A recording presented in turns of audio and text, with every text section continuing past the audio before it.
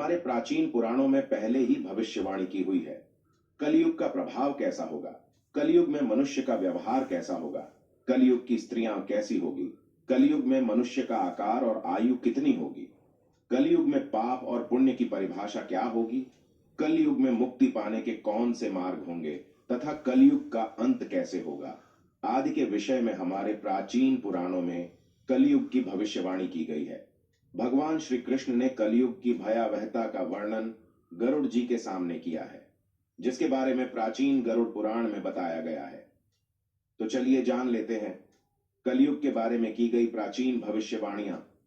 कलयुग का अंत धर्म की विफलता, अनुशासन की कमी, मनुष्यों में बढ़ती दुर्भावना, धन की लालसा, अत्यधिक काम का प्रभाव, भ्रष्टाचार से बढ़ता व्यापार, गुरुजनों तथा पूज्य लोगों की नींद, स्त्रियों में व्यभिचार और अनाचार आदि गुणों की वृद्धि, लोगों में आध्यात्मिकता की कमी आदि प्रकार के लक्षणों से कलयुग की पहचान होती है।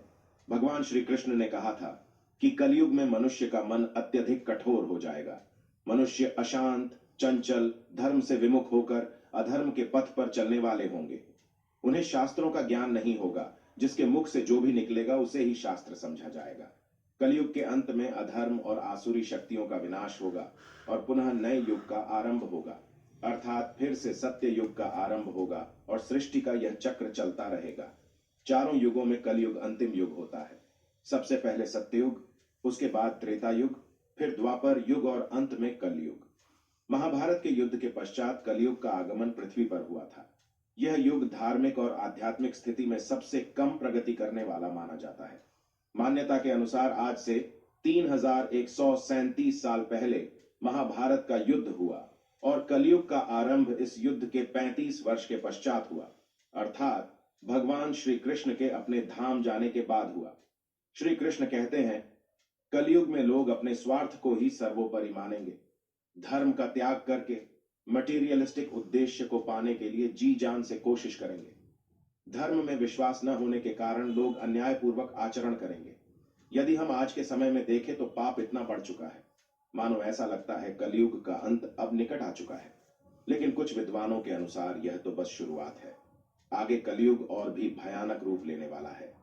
कलयुग के उस भयानक रूप को देखने की क्षमता आज के मनुष्यों के अंदर नहीं है। जब कलयुग का अंत समय निकट आएगा तो ऐसी ऐसी भयानक चीजें दिखाई पड़ेगी। मनुष्य का रूप इतना विकृत और भयानक हो जाएगा कि वह मनुष्य कम पिशाच ज्यादा दिखाई देंगे। तो आइए जान लेते हैं गरुड़ पुराण में कलयुग के अंत के विषय में क्या कहा गया है।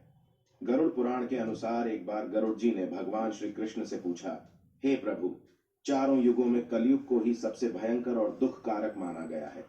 इस कलयुग का अंत कैसे होगा और कलयुग का अंत समय निकट आने पर कौन से संकेत दिखाई देंगे। तब भगवान श्री कृष्ण ने गरुड़ जी को कलयुग के अंत के समय मिलने वाले भयानक संकेतों के बारे में बताया है।